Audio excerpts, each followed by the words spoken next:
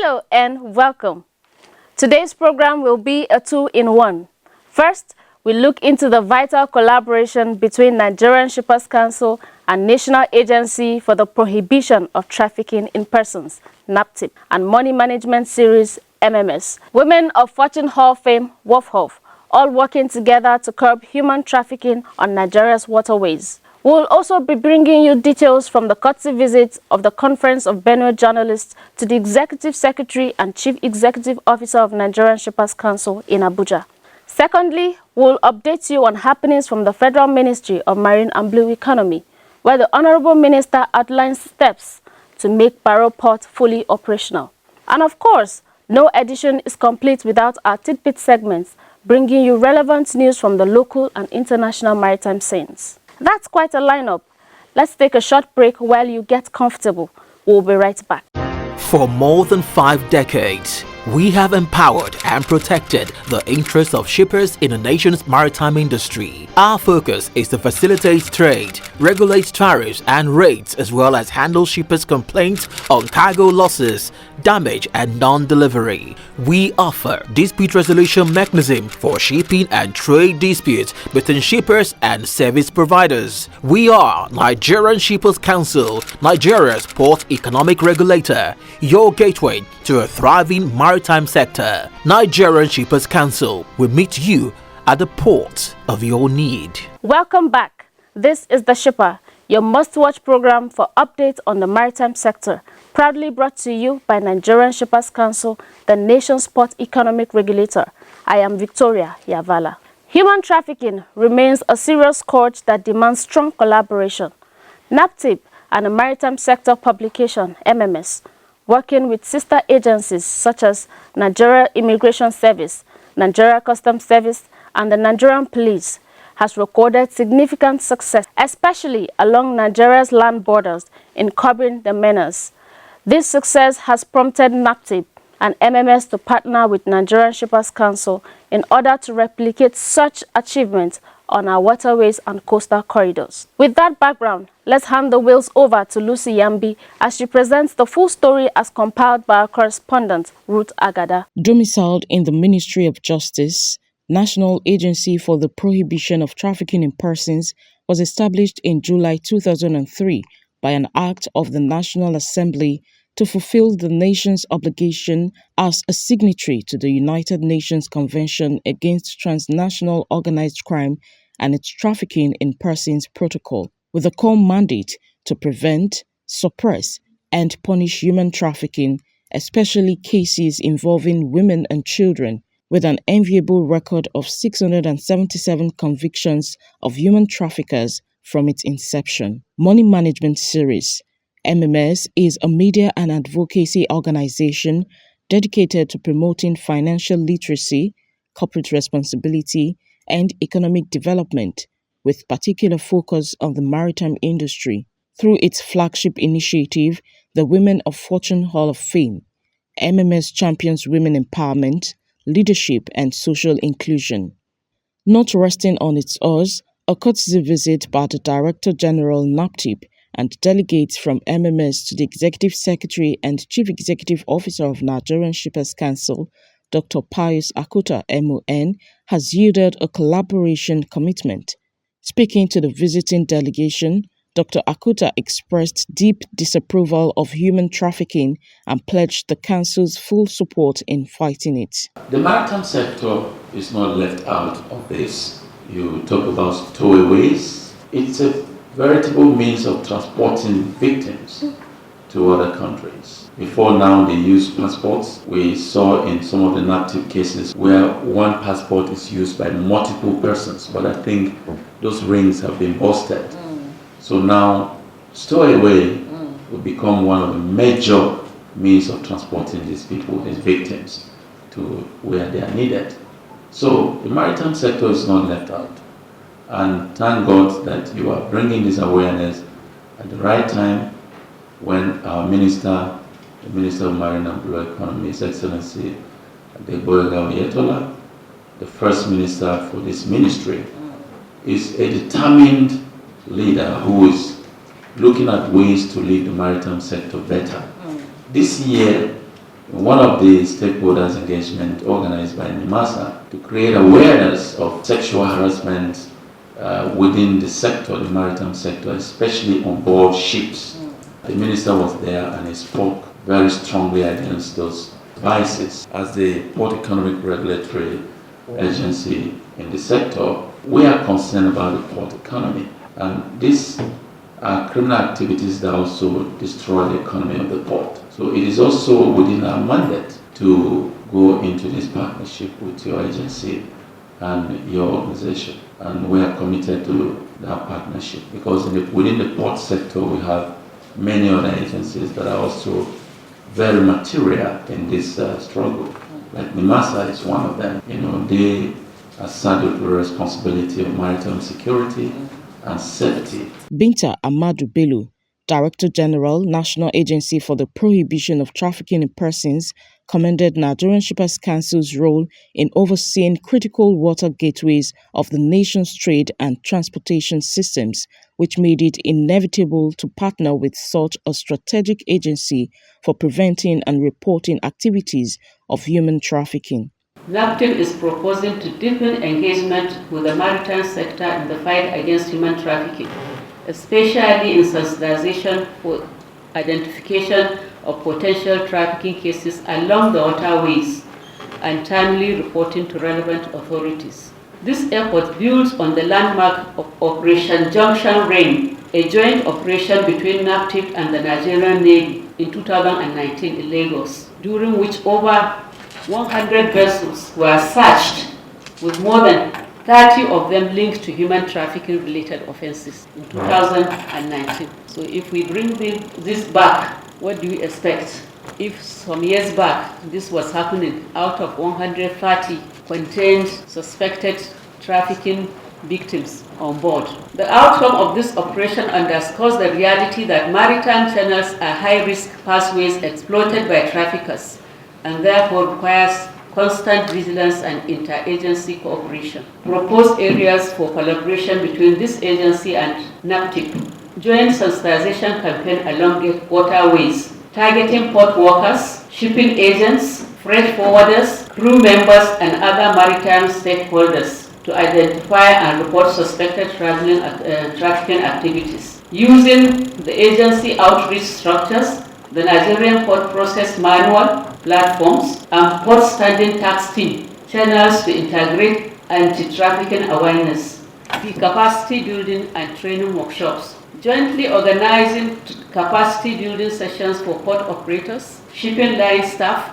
terminal operators, and the NSC personnel on human trafficking indicators, victim referral pathway, and reporting procedures. 3. Information sharing and intelligence collaboration. Establishing a formal mechanism for timely exchange of intelligence on suspected trafficking victims in shipping and port operation. Also speaking, Hajia Lami Tumaka, board member of Money Management Series MMS and Women of Fortune Hall of Fame WOFHOF initiative, pledged their organization's support for NAPTIP in the ongoing fight against trafficking. We believe your involvement will contribute significantly to mitigate this risk and promoting a sustainable environment for the shipping industry. This aligns with the Nigerian Shippers Council role as the port economic regulator and our commitment to corporate social responsibility and its sustainability. We propose a tripartite memorandum of understanding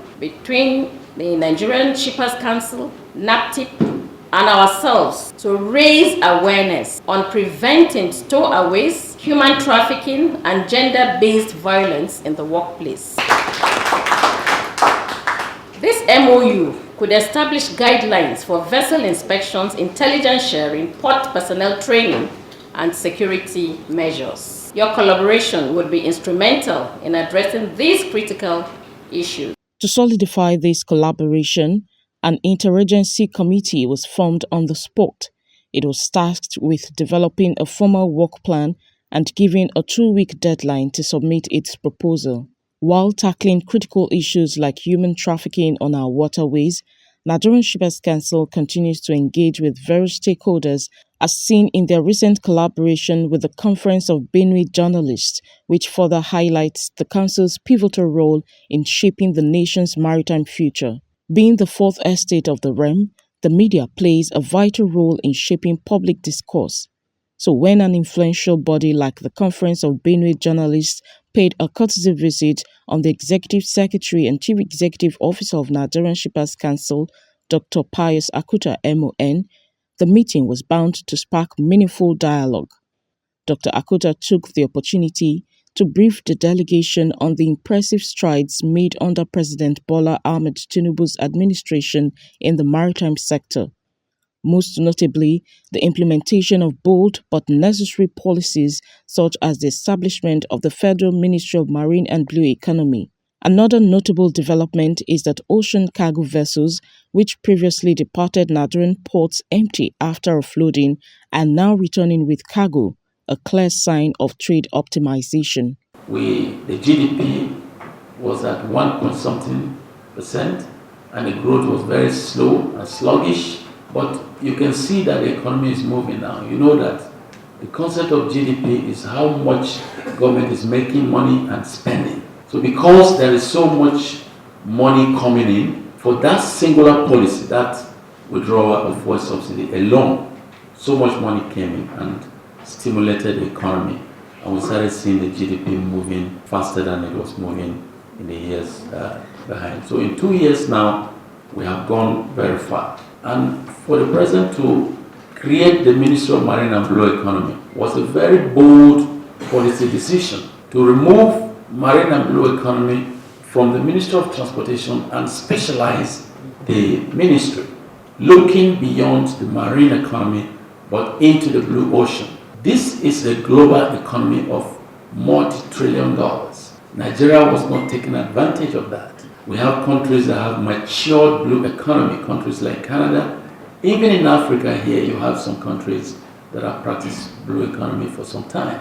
Dr. Akuta also commended the Honorable Minister of Marine and Blue Economy, Adegboyega Oyetola, for his visionary leadership, citing the recent launch of the National Policy on Marine and Blue Economy as a major milestone, giving direction to the sector. With His Excellency Adegboyega Oyetola, CON, as the Minister of Marine and Blue Economy, visionary leader, he has led us into the first national policy on marine and blue economy. That national policy is issued, it's out there, and he is realigning all the ministry and the agencies in the sector towards a very sustainable economic development of the sector. Today, a lot is happening in the sector. There is move now to revamp the port sector, and all these things are going on at the same time. There is huge investments coming into the sector, foreign direct investment. Companies operating within the sector have doubled their investments. We are seeing figures that have never been seen before. So, infrastructure-wise, we are improving the infrastructure in the port sector, and the port economy is moving. Dr. Emmanuel Anule, president of the Conference of Benue Journalists, who led the delegation, expressed admiration for Dr. Akuta's transformative leadership at the council. He commended the visible progress towards infrastructure development goals and pledged the media's commitment to highlight underreported achievements in the council. We have In the course of the time that you are appointed, we have keenly monitored your works at the Nigerian Shippers Council since you resumed office in November 1, 2023. We are aware that you have led significant reforms in the council aimed at improving efficiency, transparency, service delivery in the Nigerian maritime sector. It is public knowledge, sir, that under your leadership, the council has embarked on digitization of processes, automating documentation, cargo tracking, dispute resolution, and communication. We believe that these changes are already streamlining operations and reducing cargo clearance time, and enhancing transparency in the maritime sector. Dr. Akuta, in turn, assured the delegation of the Council's full support for media professionals in the course of their work. I identify with you wholeheartedly because I know that what we are doing is to, in whichever way we can be a part of what we are doing, whether in terms of giving our physical service or giving our support in material or in whatever way, I'm ready to do that. And I want to take this opportunity also to appeal to your members and to urge you to not relent in the good work you are doing, but do more. From creating a synergy with NAPTIP and MMS towards making the nation's waterways and coastal areas a no-go for human traffickers, to pledging support to media organizations on effective reporting of progress being made, Nigerian Shippers Council is slowly but surely transforming the nation's maritime sector.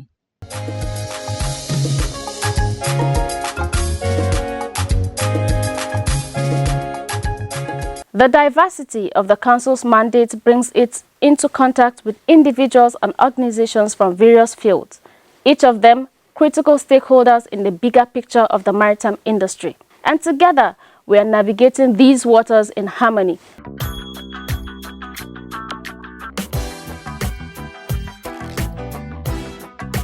The Minister of Marine and Blue Economy, Adegboyega Oyetola CON, has restated the federal government's commitment to reviving the Barrow River Port in Niger State as a vibrant inland gateway.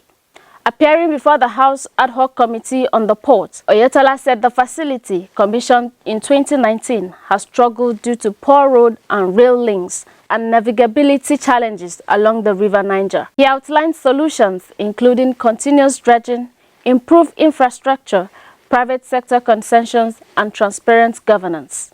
The National Inland Waterways Authority says it plans to dredge 2,000 kilometers to ensure year-round operations. Lawmakers, Nigerian Inland Waterways Authority, and the Transport Ministry all pledged support, stressing that the port's full activation could boost after-trade, ease pressure on highways, and reconnect Nigeria's agricultural value chains.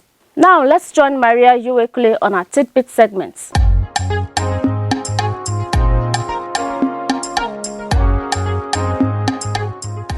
Hello and welcome to the tidbit segment on The Shipper. I'm Maria Uwekule, your guide through the latest trends, quick updates, and outstanding stories from the maritime world. Let's say right in. The Nigerian Shippers Council has extended its corporate social responsibility initiative to Ilara Epe, Lagos State, with the donation of livelihood support equipment aimed at empowering residents and improving community services. The donation was presented by a team led by Mr. Abere Moses, Acting Director Special Duties on behalf of the Executive Secretary of the Nigerian Shippers Council, Dr. Akuta Pius, MON. Items delivered to the community included sewing machines for small-scale fashion businesses, hair dryers for beauty services, two 6.2 kVA generators to aid electricity supply, and local grinding machines to support food processing. The equipment was formally received at the palace of His Royal Majesty, the Alara of Ilara Kingdom, Telade IV.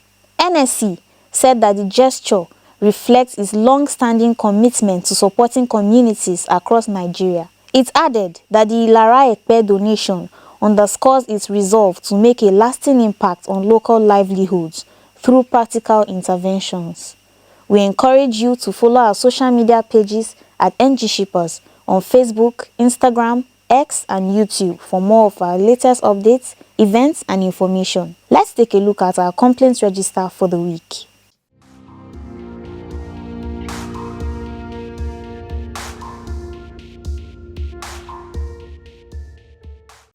The Nigerian Shippers Council has received 3 complaints.